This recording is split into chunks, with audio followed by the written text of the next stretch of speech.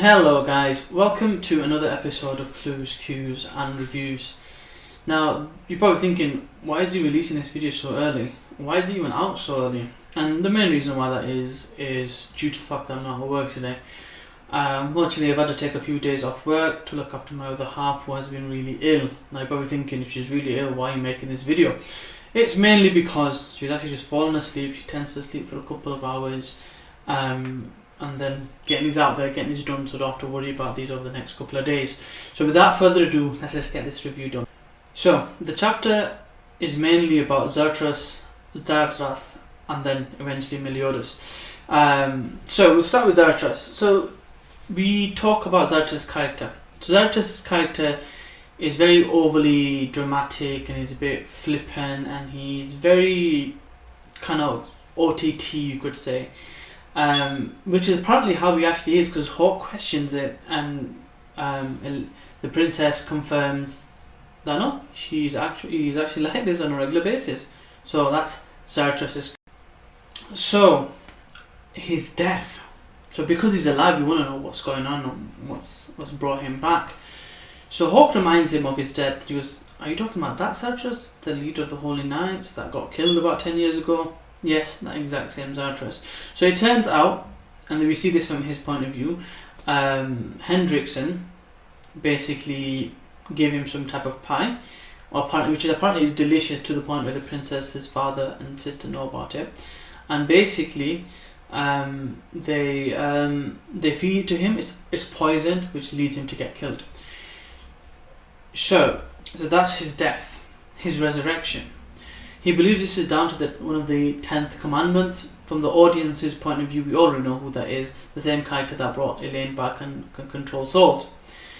He believes he's brought back so he can kill Hendrickson mainly, more than Dreyfus, because Dreyfus is the host of one of the actual demons, which we find out again later on is part of the actual story, which is quite important.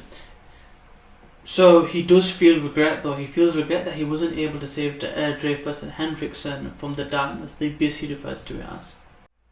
He also gets asked the question about if he's seen Gilfunda yet. And his answer is, I don't know how he's going to take it, and imagine how he would react to his father who's come back to life and things like that. I found that interesting, because it was a bit strange that he avoided that, because if he's come to see Meliodas, I'm sure he could come to see Gilfunda as well. Now, that was strange in itself, but he always said that Gilfunda was more attached to Meliodas than he was to himself, which prompts the next point: he wants to go see Meliodas. One point I did miss is he doesn't really drink. He's a lightweight apparently. It's quite dramatic at that.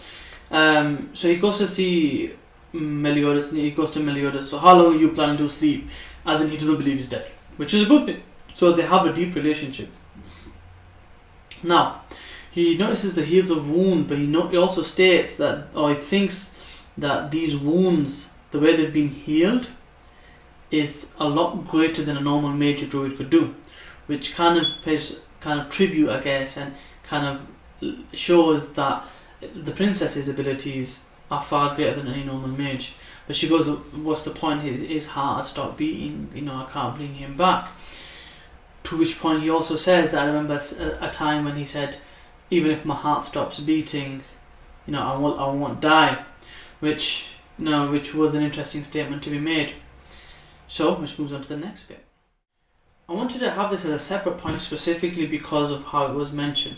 If you remember in a few of the chapters before, even something I mentioned in my reviews, there's a lot of homage and respect given. I don't know if it's a thing with just the way the arc is going, but he's paid attention and it's kind of reintroduced the Wandering Knight, reintroduced the Bohat scene, but a little bit different. Kind of a deja vu happened again. They mentioned Necropolis, the place of the dead.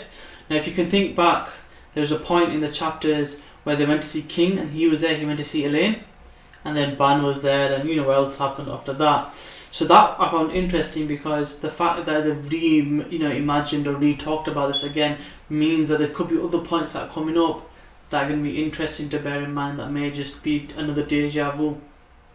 So interesting. So we get told that the princess did in fact go to the place of the dead necropolis, and he wasn't there, which Zaratras gets excited about, because if he's not dead, his soul's not there. Where's his soul, right?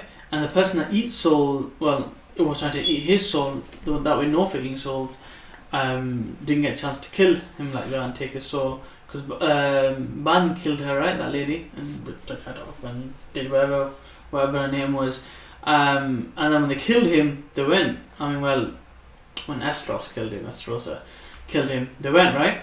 So that leads me to believe his soul's somewhere around, and the fact that he's not in the city of the dead means he's alive. He might just be in a coma, which makes it also be interesting how he's doing that, because all 7 of his hearts were taken. He might have 8, you never know.